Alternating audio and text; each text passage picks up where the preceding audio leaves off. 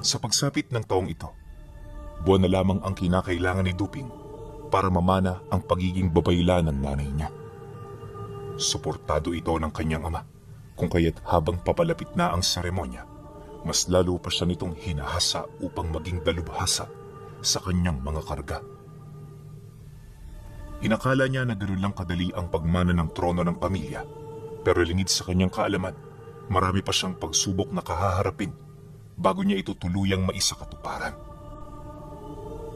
Isang araw, habang naglalakad sila ng tatay niya sa gilid ng taniman, napag-usapan nila ang tungkol dito. Bilang binata, aminado si Duping na hindi na siya makapaghintay na maging pinuno ng pamilya nila. Itay, bakit hindi pa ngayon? Bakit kailangan pa nating hintayin ang buwan ng Nobyembre?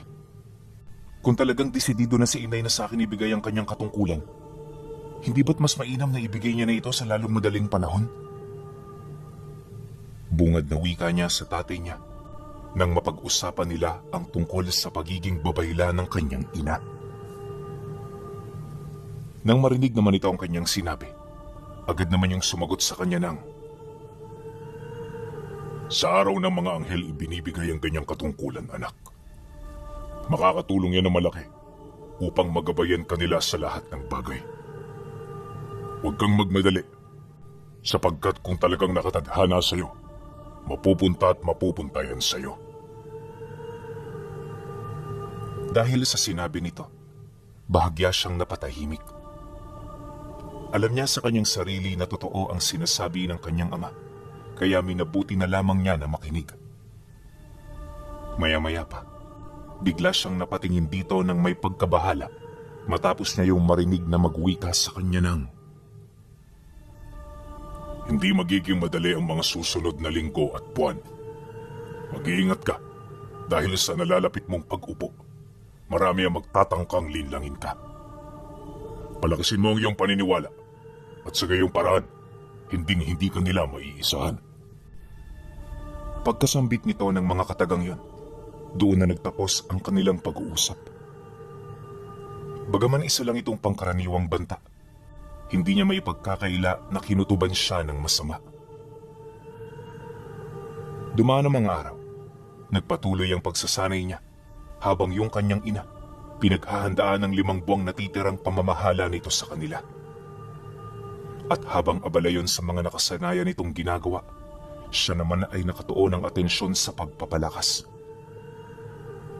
Bagaman isang normal na babae lamang ang tingin ng nakararami sa nanay niya, alam niyang ito ang pinakamalakas sa lugar nila. Minsan na niyang nakita ang kapasidad nito at magmula noon, hindi na yun mawala-wala sa isip niya. Ayon kay Duping, na sa lahat ng taong nakilala niyang nagtataglay ng mutya at agimat, tanging ang kanyang ina lamang ang walang kahit na anong karga sa katawan. Hindi dahil sa wala itong tangan, kundi dahil ang mismong katawan nito ang mutsyang dinadala nito. Yon ang sikreto ng kanilang pamilya na matagal na nilang itinatago.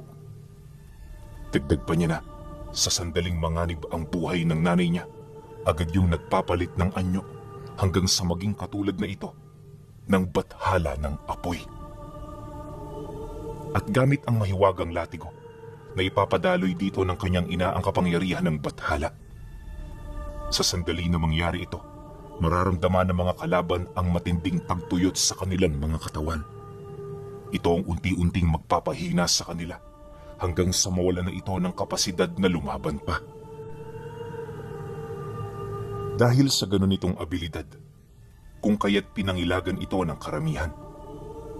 Akala ng marami wala na itong kahinaan, pero ayon sa tatay niya, merong kahinaan ang kakayahan ng nanay niya. At yun ay walang iba kundi ang araw ng pagpapasa nito sa tagapaghalili. Ito ang panahon kung kailan pwede niyang nakawin ang karga ng ibang mga nilalang na hindi nahahanay sa kanilang pamilya. Kaya kapag nalalapit na ang panahon ng pagpapasa na nagaganap pagkaraan ng 6 na dekada, matindi ang ginagawang pagbabantay ng mga kadugo nila. Isinasarado rin ito ang kanilang lugar upang masiguro na tanging ang kanilang mga kadugo lamang ang naririto.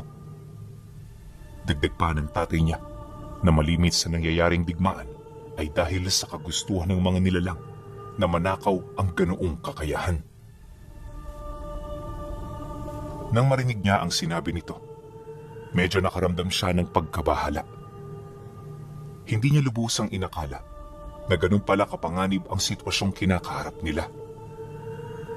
Nang mapansin naman yun ng tatay niya, mahinahon naman siya nitong inakbayan sa balikat habang nagwiwika ng, "Huwag kang mag-alala, anak. Alam ng mga kadugo natin ang mga gagawin. Pagkatiwalaan mo sila dahil nagsanay sila para sa pagkakataong ito.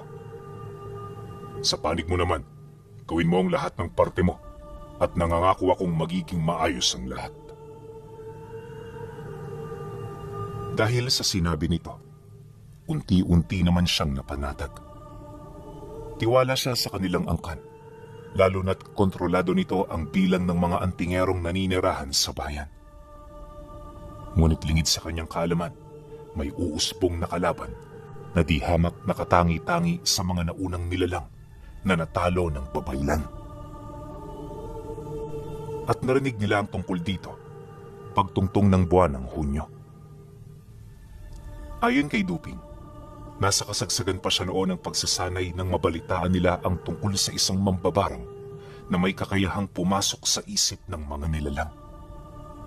Taliwas sa mga pangkaraniwang mambabarang, hindi ito gumagamit ng kahit na anong sikreto, bagkus ang ginagamit nito ay ang sarili nitong dugo. Dagdag pa ng mga antingerong nakasaksi sa abilidad nito, parang manlalason yun kung kumilos. Bago nito tuluyang makontrol ang kanyang biktima, inilalagay muna nito ang kanyang dugo sa mga pagkain at inuming papasok sa kanilang mga sistema. At kapag naisakatuparan na niya ito, parang magiging kaparte na ito ng kanyang kaluluwa. Lahat ng iuutos doon ng nilalang, gagawin ng biktima, kahit yun ay ikakapahamak niya. Nang marinig naman nila Duping ang sumbong ng mga kasamahan nila, agad nilang pinutol ang kanilang ugnayan sa bayan. Isinarado rin nila ang hangganan at lahat ng antingerong kasapi ng kanilang angkan, buong araw at buong gabing nagbantay. Hindi nila pinahintulutan ang kahit na anong nilalang na makapasok sa takot na baka nagdadala ito ng karunungan ng matinding pambabarang. Sa loob ng isang linggo, nagpatuloy ang ganoong pagiging alerto ng pamilya. Subalit sa kabutihang palad, wala namang nangyaring hindi kaaya-aya. Madalas, ang sigbin lang ang nakikita nila na pawang naglilibot sa mga lugar na sakop ng hangganan ng kanilang teritoryo. Ayon sa mga bantay, ang mga sigbin ay nagmula sa iba't ibang lahi ng mga aswang na parabang nagkaisa upang pabagsakin sila. Para sa mga ito, may ituturing na seryosong banta ang kanilang mga nakita, kaya sa mga susunod na buwan, posibleng may maganap na labanan. Nang marinig naman yon ng tatay niya, agad naman itong nagpatawag ng pulong. Bilang paghahanda kasi, mas lalo pa nilang pinag-igting ang pagbabantay, kalakip ng muling pagbuhay ng kanilang mga tangan. Nagbigay na rin sila ng abiso sa mga antingerong nasa bayan upang pagmasdan ang mga nangyayari sa lugar. Ngunit pagkaraan lang ng 3 linggo, walang mensaheng naipaabot ang mga ito hanggang sa sumapit ang gabi kung saan dumayo sa harapan ng kanilang teritoryo ang mga nilalang na nasa iba't ibang lahi. Ayon sa kanya, bandang 9:00 nang makarating ang grupo, kung kaya't nataon noon na marami na sa kanila ang nagpapahinga. Ngunit nang marinig nila ang sigaw ng mga bantay, dali-dali naman silang nagising para matingnan kung ano ang nangyayari sa labas. Ilang minuto pa ang lumipas.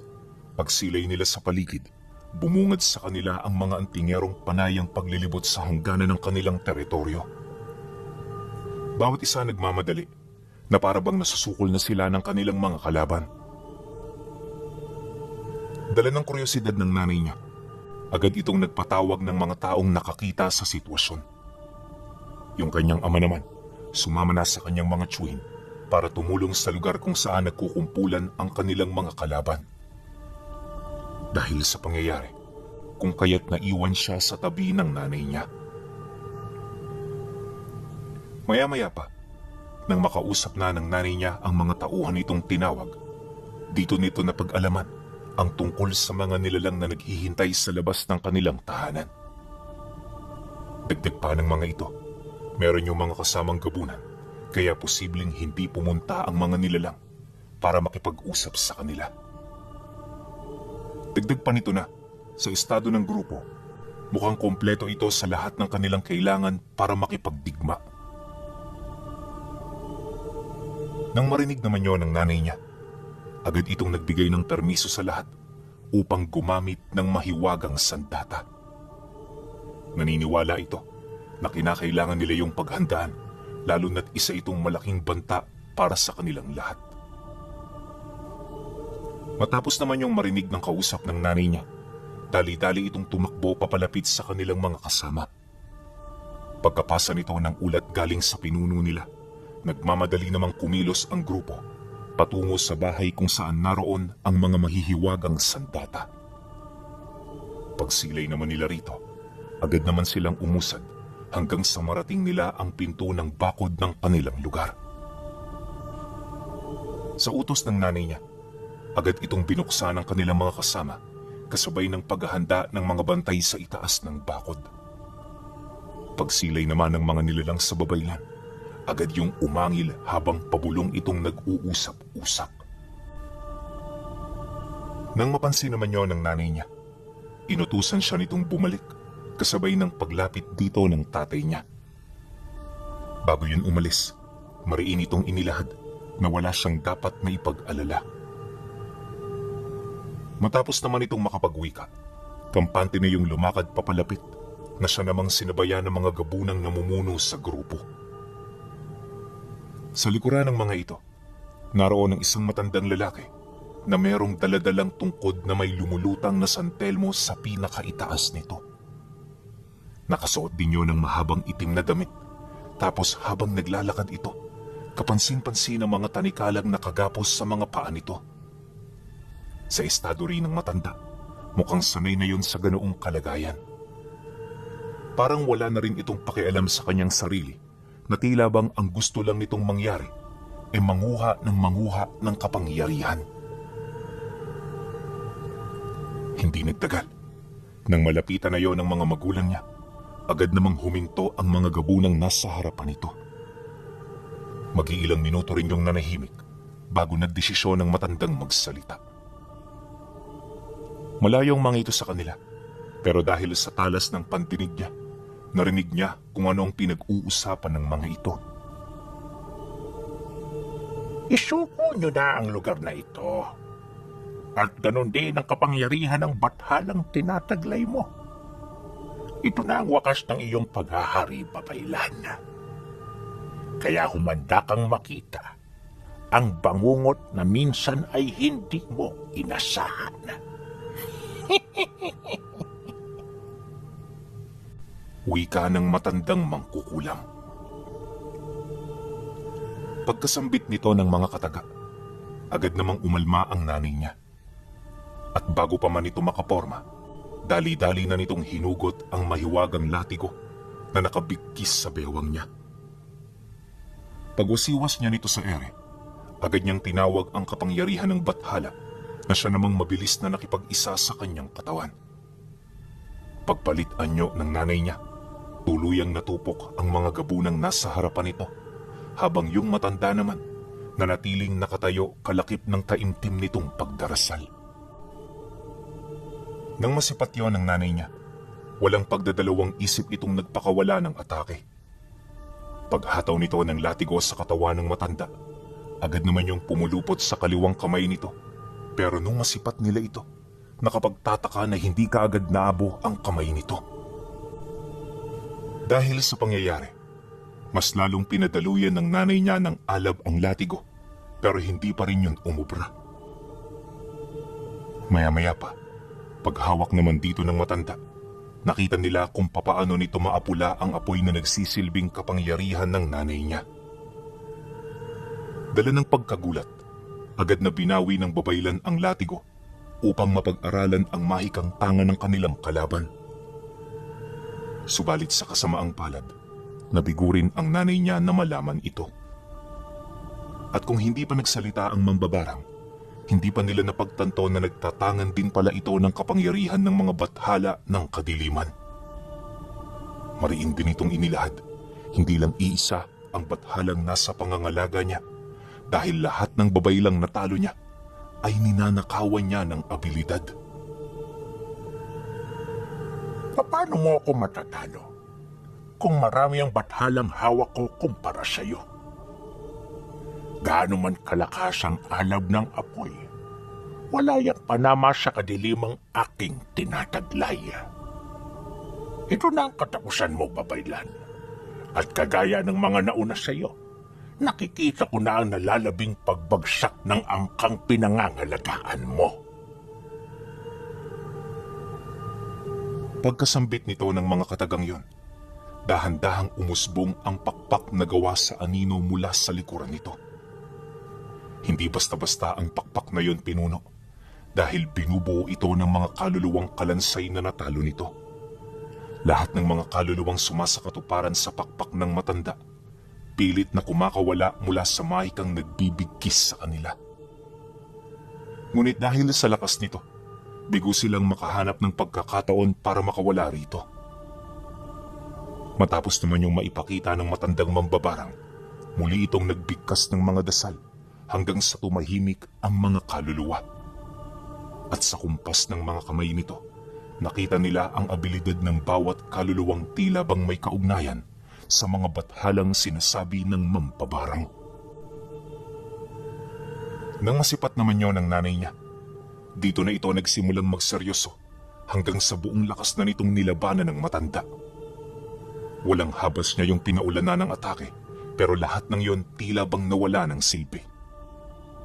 At kahit gaano kaningas ang alab ng apoy na pinapakawalan nito, hindi man lang yun umiepekto sa mambabarang.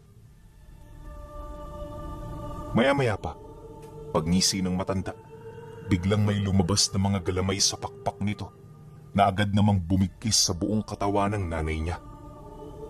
At sa loob lamang ng ilang segundo, nakita niya kung papaano nito higupin ang lahat ng kapangyarihan nito. Paunti-unti, namutla ang kanyang ina, kalakip ng dahan-dahan nitong paghina. Nung masipat naman yun ng tatay niya, sinubukan nitong pigilan ng matanda, pero wala rin yung nagawa. Bago pa man kasi ito makalapit, hinarangan na ito ng mga gabunan na puspos ng kapangyarihan ng mambabarang. Kaya naman kahit ano ang gawin nila, hindi na nila naisalba ang buhay ng babaylang nagsisilbi nilang pag-asa. Pagsilay ng mga antingero na patay na ang nanay niya, hindi na nakatuon ang atensyon ng mga ito sa pakikipaglaban sa mga nilalang.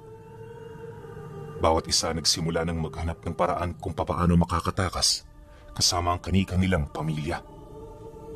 Siya naman noon at ang tatay niya, dali-daling pumasok sa loob ng tirahan nila para dumaan sa likuran nitong bahagi.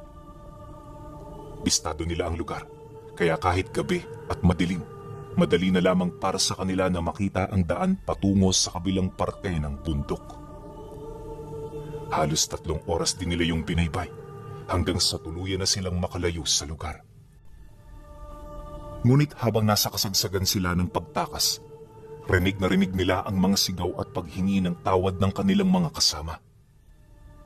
Alam din niyang namamatay na ang mga ito, buhat sa atungal na pinapakawalan nila. Hindi naglaon, unti-unti na nilang nasilayan ang anino ng karatig baryo. Kaya naman kahit pagod na pagod, pinilit nilang umusad hanggang sa makarating sila rito.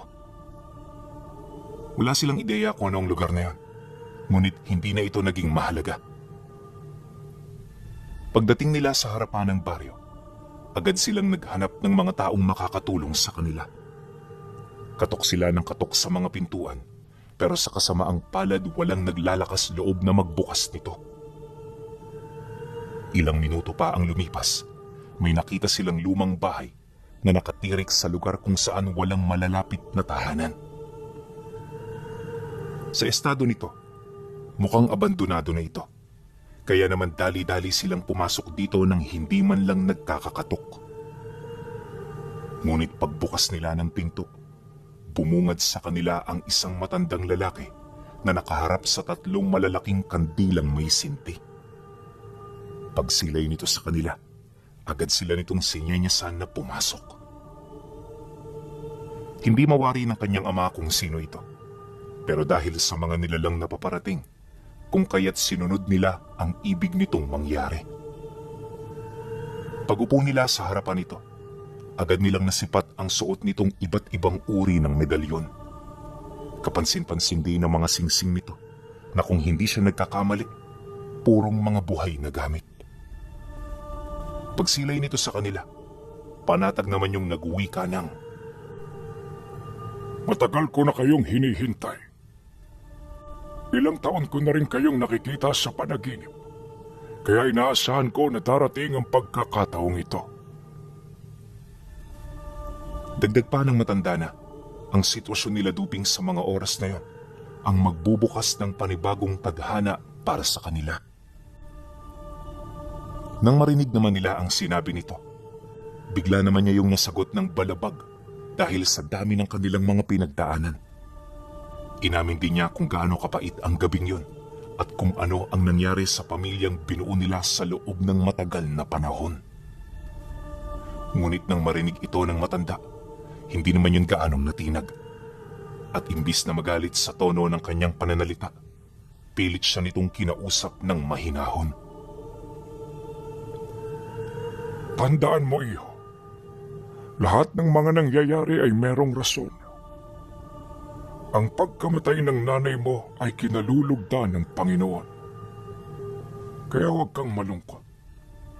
Huwag mong payagang galit at puot ang manaig dyan sa puso mo.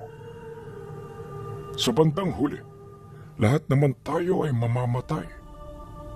Pana-panahon lang yan. Pagkasambit nito ng mga kataga, pansamantala silang napatahimik gawa ng nararamdaman nila ang pagpalibot ng mga gabunan at aswang sa labas ng bahay nito. Nung mapansin naman yun ng matanda, bigla itong nag-usal ng taimtim, kasabay ng pagmulat ng mga matang nagkukubli sa mga medalyon itong suot. Matapos niya yung gawin, nagmamadali itong lumabas, bitbit ang arnis na gawa sa purong bakal. Sila Duping naman na natili sa kanilang kinaroroonan habang pinagmamatyaga ng buong paligid. Anumang oras pwede na silang umalis ng bahay sa sandaling maramdaman nila na hindi magiging maganda ang mga susunod na pangyayari. Maya-maya pa, pagsarado ng matanda ng pinto, laking gulat na lamang nila nang marinig nila ang atungal ng mga aswang, kalakip ng kalansing ng mga bakal na hawak-hawak nito. At sa loob lamang ng ilang minuto, bumalik ito sa loob ng bahay na parabang walang nangyari. Pag-upo nito sa kanilang harapan, kusang nagsara ang mga mata ng medalyon, kasabay ng pag-uwika nito sa kanila ng, Pinauwi ko na ang mga bisita. Hali kayo, sasamahan ko na kayo sa silid na tutuluyan ninyo. Pagsapit ng sumunod na araw, maaga na silang nagising. Kahit papaano, napauwi naman ito ang kanilang pagod. Pagtungo naman nila sa sala, nadatnan nila ang matanda na naghahanda na ng makakain nila. Ngunit habang magkakasama silang kumakain, may napansin siyang kakaiba sa labas ng bahay.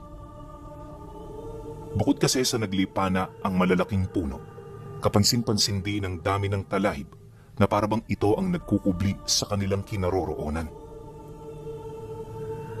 Maya-maya pa, nang mapansin naman ng matanda ang pagtataka niya, inilahad nito na inilipat nito ang bahay niya sa kasagsagan ng pagpapahinga nila. Dagdag pa nito, na hanggat wala pa silang kakayahan, mananatili sila sa lugar na yon upang magsanay. Noong una tutol silang mag-ama sa ibig nitong mangyari. Ngunit nang makita nila ang lakas ng pisikal na kakayahan nito, doon na sila unti-unting napahanga. 3 taon silang nagsanay sa ilalim ng pamamahala ng matanda hanggang sa naging dalubhasa sila sa pakikipagkombate nang hindi gumagamit ng kahit na anong bisa ng karga. Ang tanging naging sandigan nila ay ang mga arnis na punong-puno ng mga pangontra. Natutunan din nilang palakasin ang kalasag ng kanilang mga katawan upang hindi sila basta-bastang mapinsala ng mga nilalang na di hamak na mas malakas at makapangyarihan.